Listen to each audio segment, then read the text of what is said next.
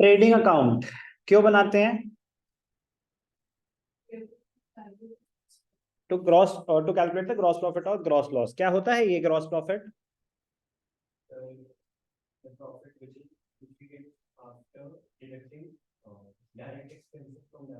Perfect answer. Excess of direct income over the direct expenses. Excess of direct income over the direct expenses is gross profit. Excess of direct expenses over direct income is gross loss. पूरा जल्दी से quick recap, पूरा का पूरा दोबारा. Trading account. Preparation of trading account is the first stage of preparing financial statements. It is the financial statement which shows gross profit or gross loss.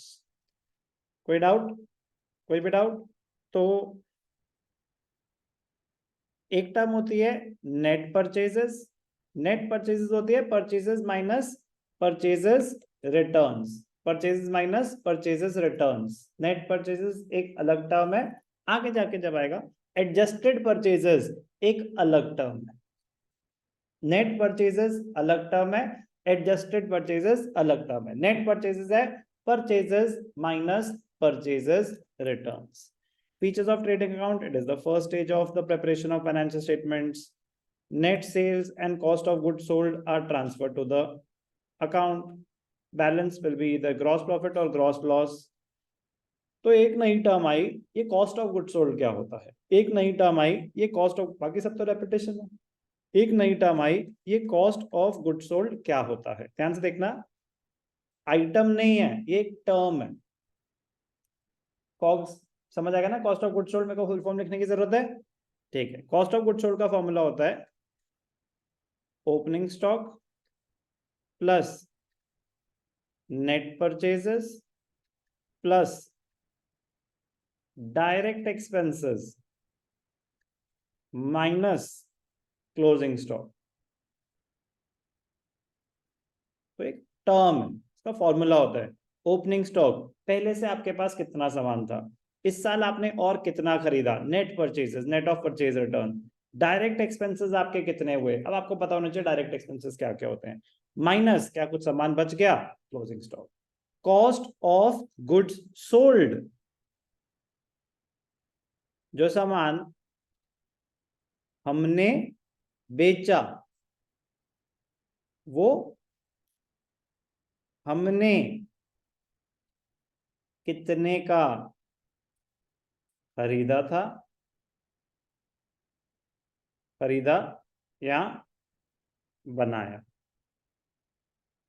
Cost of good sold, जो सामान बेचा, जो बेचा वो हमने कितने का बनाया था.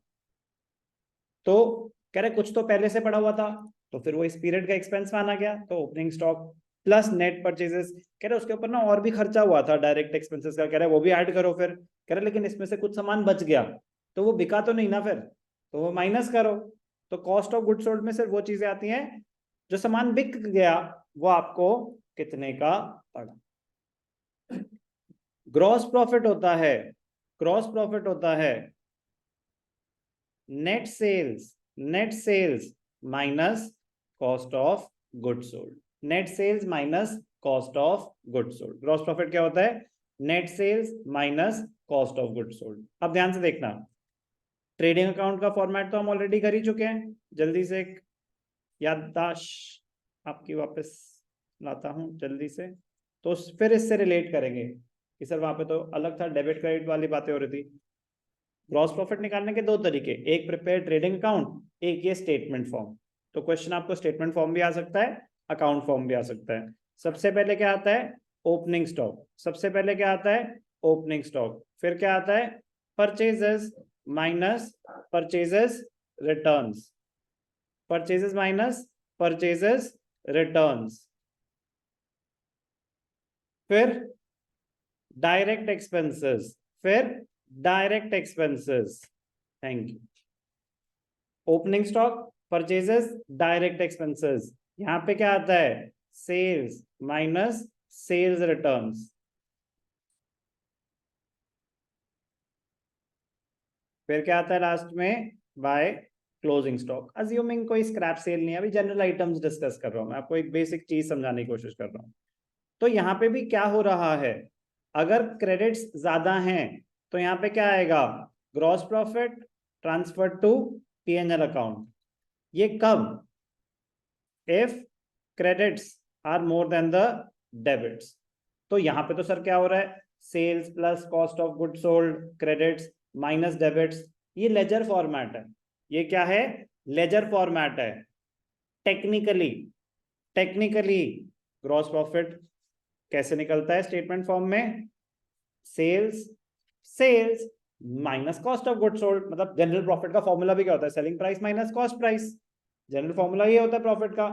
तो वैसा ही है, sales minus cost of good sold. तो डायरेक्टली कॉस्ट प्राइस नहीं, कॉस्ट प्राइस तो आपका परचेज प्राइस हो गया। कह रहे उसके अलावा भी तो कोई खर्चा हो सकता है, कैरेज, कार्टेज, फ्रेट, ऑक्ट्रॉय, पार, फ्यूल, वेजेस, बतेरे हैं डायरेक्ट एक्सपेंसेस। तो सर हमें क्या करना है, कब स्टेटमेंट फॉर्म, कब ट्रेडिंग अकाउंट, क्वेश्चन बता देगा, क्वेश्चन बता देगा। प्रिपेयर ट्रेडिंग अकाउंट तो प्रिपेयर ट्रेडिंग अकाउंट, आपको ऐसे आइटम्स दे रखे हैं, cost of good sold calculate करने को आ गया, तो ऑब्वियस सी बात है स्टेटमेंट बेस्ड क्वेश्चन है। तो आपको बस कॉस्ट ऑफ गुड सोल्ड का फॉर्मूला पता होना चाहिए। कॉस्ट ऑफ गुड सोल्ड का formula, opening stock plus net purchases plus direct expenses minus closing stock. It is not about the formula, formula तो 1 मिनट में आ जाता है क्या, कॉस्ट ऑफ गुड सोल्ड, जो सामान हम बेच रहे हैं, जो हमने बेचा, वो हमें कितने का पड़ा था, cost of goods sold. Continue करेंगे।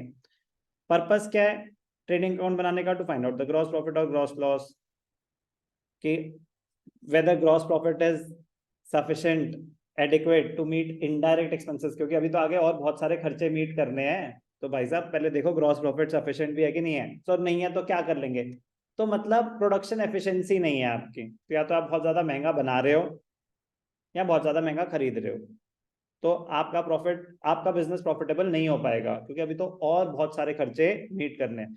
डिविजन का पर्पस, ब्रेक करने का पर्पस, इवेंचुअली तो ओवरऑल प्रॉफिट पे ही टैक्स देना है।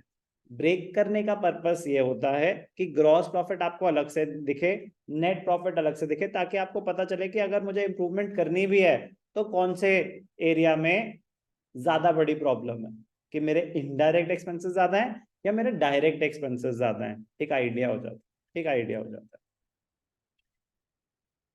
कॉस्ट ऑफ गुड्स सोल्ड का फॉर्मूला मैं आपको ऑलरेडी बता चुका हूँ, opening stock plus net purchases plus direct expenses minus closing stock. Stock को इन्वेंट्री भी बोलते हैं। कोई भी डाउट?